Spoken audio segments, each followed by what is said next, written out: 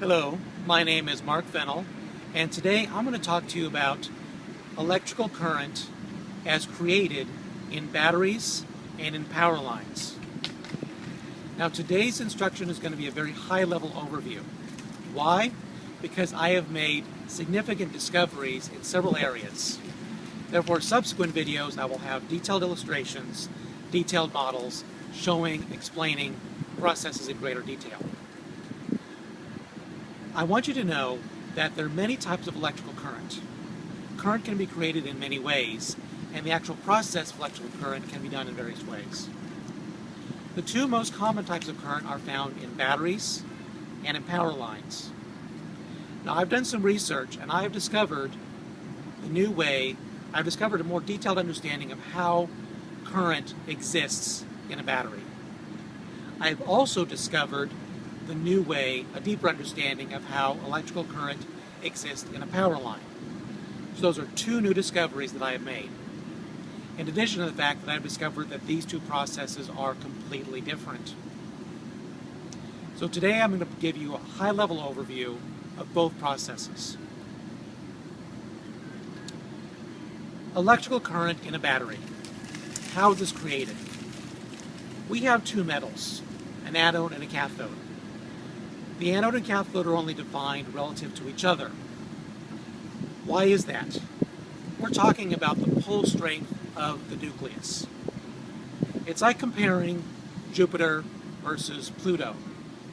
If you stand next to Jupiter, you're going to be sucked in right away. Stand next to Pluto, not so much.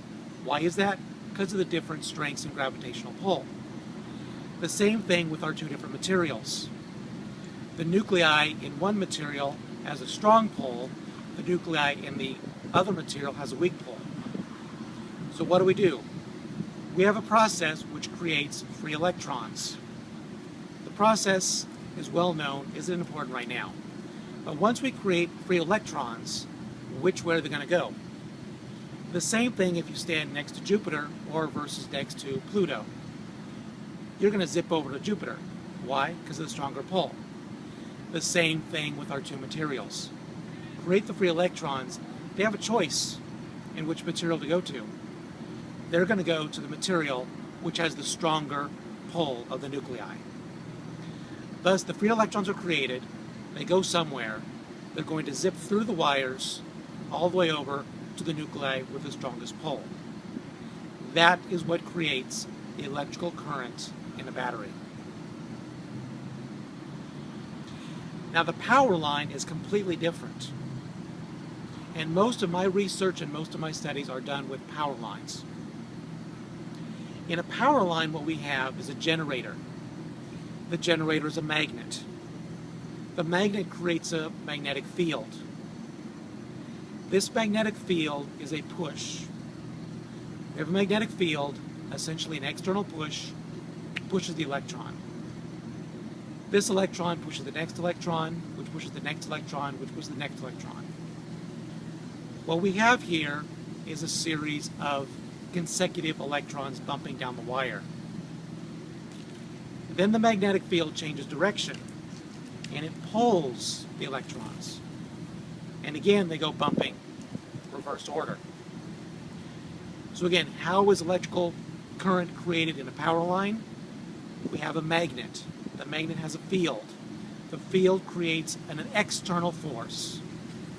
That force is applied to the electrons, which can come down the line. Completely different process. So again, this is a high-level overview. I'll be providing illustrations later on. In a battery, the current is created because we do free electrons. They're pulled by the nuclei that's stronger. In a power line, electrons remain on the wire, but we're pushing them along, and the push is created by a magnetic field. And that is my discussion of power lines and batteries and electrical current. That is my today's video. Thank you.